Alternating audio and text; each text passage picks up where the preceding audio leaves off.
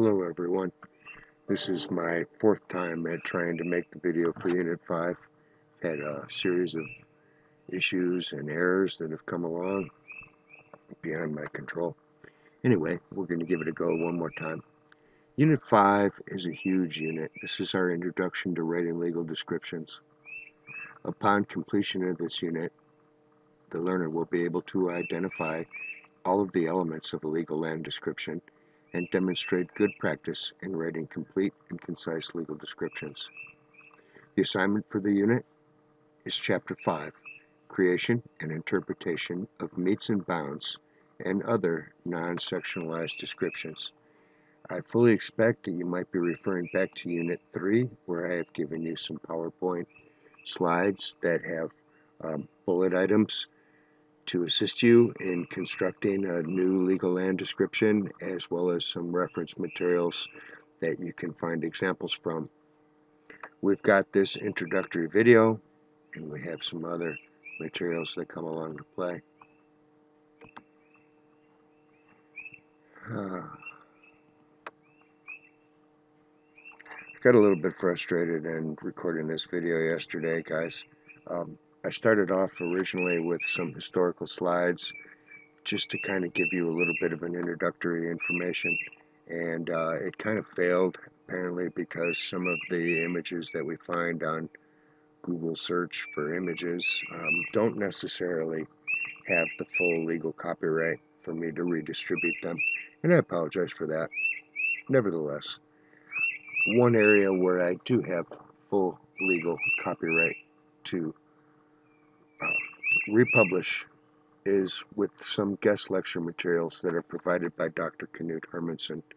Dr. Hermansen is a licensed professional surveyor, a licensed professional engineer, and a member of the Bar Association in both the state of Maine as well as the state of Pennsylvania. Dr. Hermansen is a wonderful, wonderful man, a mentor of mine, and indeed I communicated with him just this morning about these particular videos that I'm sharing with you, and he shared with me one additional, actually several additional, but one more that I'm going to put in toward the end of this class a little bit later. The two that I have included here, the first one is about writing metes and bounds descriptions, and you'll see this right here with the link that goes to a YouTube video. Dr. Hermansen uses his cute little animations to supplement the screen as he's moving about.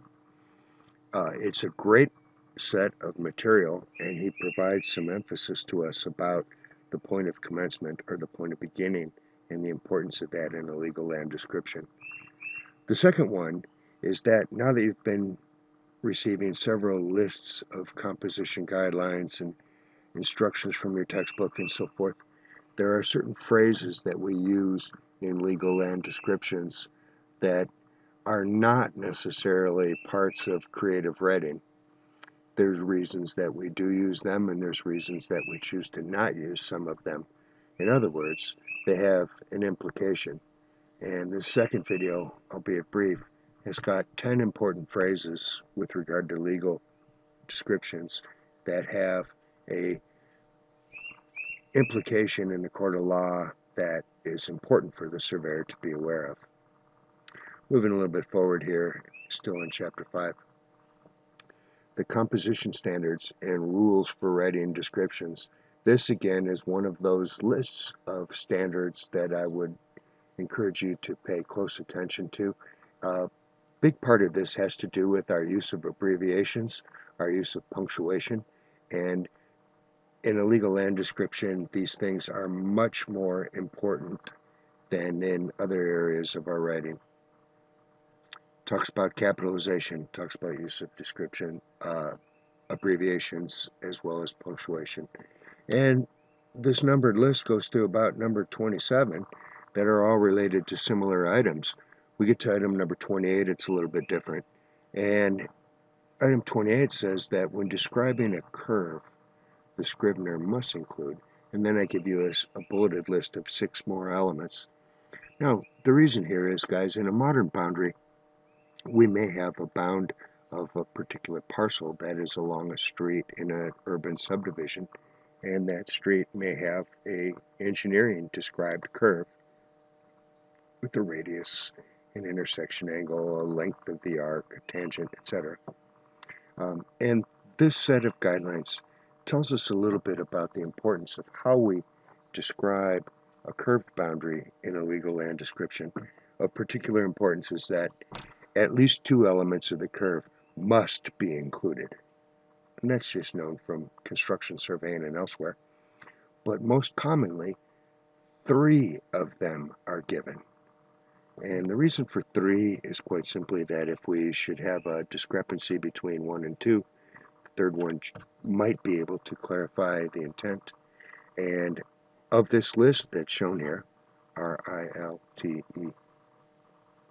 I would like you to note that the first three are the most common, although long chord is often used as well. With the long chord, it's common that a scrivener might give the bearing of a long chord and the distance of a long chord. And if this entire curve was a part of this parcel, it would perhaps be sufficient.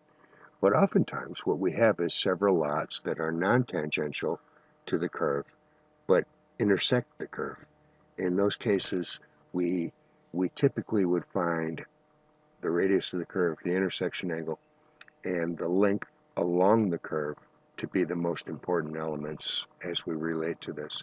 The next piece that's oftentimes overlooked, or has been in the past, is the direction of movement along the curve. The direction of movement can be defined many ways. One way is to talk about convex or concavity. The other way would be thence along a curve to the right or a curve to the left, etc. Indications if the adjoining course is tangential or not, and so forth. Sometimes if we have a complex curve, a compound curve, reverse curve, etc., then we might need some additional information to go along with that to discuss the issue.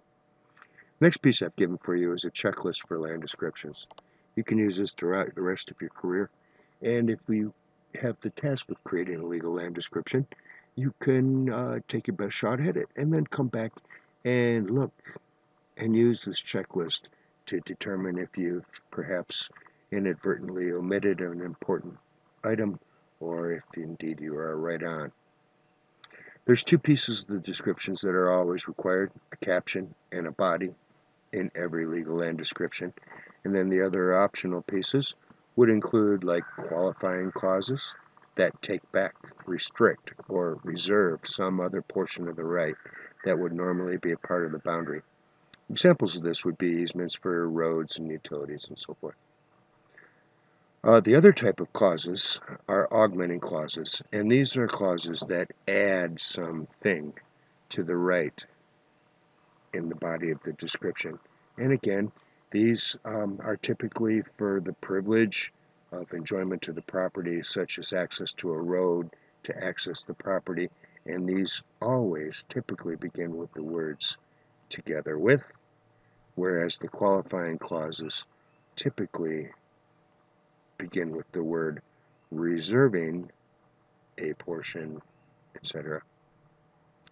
The next thing I have for you is a little piece of survey plat here of Mr. Bobbin Along, and he owns in Book 7 of surveys on page 2, right next to Rancho Tabasco. And what we've got here is a section corner being shown as a point of commencement, and then we have a true point of beginning, and then we continue on about his description. So as we continue with this one, what I've provided for you in the next paragraph is a full legal description of that particular parcel that's located in Paradise County, California. Now, there's good and there's bad about this description. The good part is that the caption is incredibly brief, and it's certainly a legal caption in this particular jurisdiction. Then the body of the description starts out a little bit later. It clearly shows our point of commencement. It shows a set of courses. It shows both the course as well as some information such as the 1-inch outside diameter iron pipe with LST number 1313 marking the angle point 44 of the Rancho Tabasco shown on the map. This is a complete and concise description. It's fully legal. But I would like to point out that I do not necessarily like the recital of each one of these courses to read in a paragraph form separated by these semicolons. It's just too easy to make a blunder, skip a course, repeat a course, etc. Um, quite frankly, when I'm writing a description like this, I would separate out this recital of the boundaries, these thence clauses, one after another in a bulleted list, and completing and ending with the actual words end of description. Now the reason I include this is, let's look at the line before that. The basis of bearings in this description is the same as the here and before mentioned record of the survey of RB along all distances are ground. Okay, it's quite common for realtors and other people to maybe just grab the meats and bones of the description, which we understand to be in the body. And oftentimes when cutting and pasting a description from one document or instrument to another, it's common for those people to perhaps skip part of the caption, perhaps skip clauses at the end. So I like to include the word end of description to ensure not only for ourselves but for all future readers that if indeed this has been copied and pasted, it's been done so with due diligence and it's complete and correct and concise as the author originally intended it to. I'm going to move on. The next piece of Unit 5 is your homework assignment. There's a Microsoft Word document that I've given to you. You have the preview icon, the download, etc. There are 5 parcels that are going to be presented to you. There's a little sketch. These sketches are not to scale. They are not CAD drawings. They're drawn using the simple drawing and graphing tools using Microsoft Word. But in each case, I'm expecting you to write a complete legal land description for each of these 5 lots. All of them will have a caption and a body. And what you will see in the assignment is that some of them have some particular appropriate clauses that have to either be reserving a right or augmenting a right as it moves along. Um, your homework will be submitted probably as a Microsoft Office document, scanned copies of hand-drawn plats if necessary. You know, you may actually use other software to assist you with some of this, in which case, if it's software that I don't normally have available, if you just simply save your output as a PDF, it makes it easy for me to get along and continue to grade this. Unit 5 completes with a quiz. This is our third quiz, you know, aside from that stuff at the very beginning of the chapter. And this quiz has got a time limit of 30 minutes. Your questions might not be the exact questions as other classmates, but they all have come randomly from a quiz bank of questions and considered equivalent to one another. Good luck with this, everybody. You will have the opportunity to see the correct answers of the quiz as you go through it. And the next time I talk to you will be in Unit 6. Thank you for your time.